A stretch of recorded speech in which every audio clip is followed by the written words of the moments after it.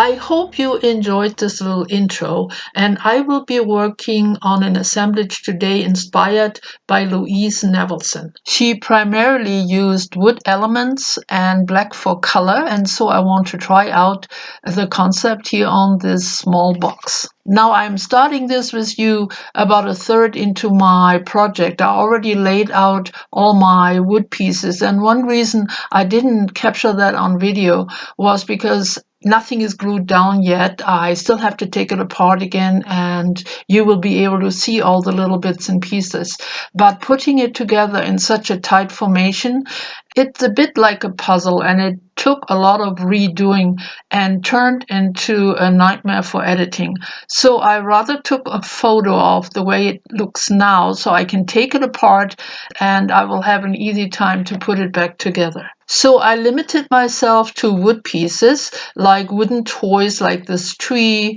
I took apart some chopsticks and shortened them a little bit for the sides. There's a piece from a clothespin, a star button, some toothpicks, a drawer knob, a vintage game piece, a top from the hot sauce. We have a chess piece.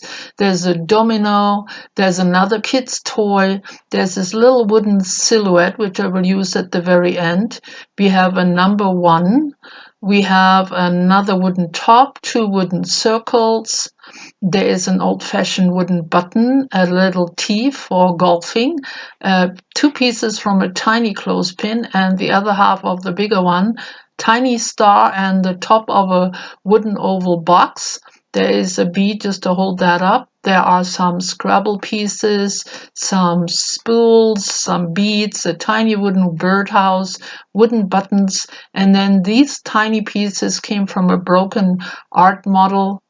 I have another wooden bead, a little wooden tag, a small flower, 2 vintage buttons, a few different size and shape beads, a wooden barrel over here. A couple of the beads have nice ridges. There's a Lincoln log.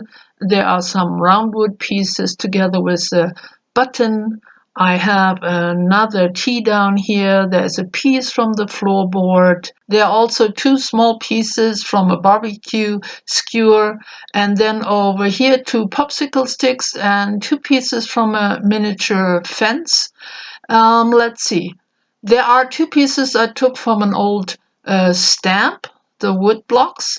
There is a sign, and the rest are pretty much kids' building blocks, except the circle, which I have no clue where it came from. And now it's time to glue everything back in. Now that took me a little while in spite of the photo, and I changed just a few things around, but here it is. Everything is tight and stuck.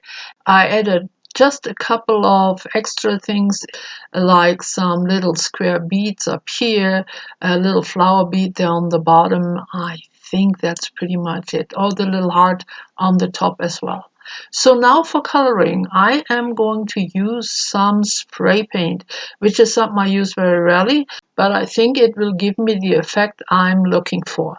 Now I left out this little silhouette here.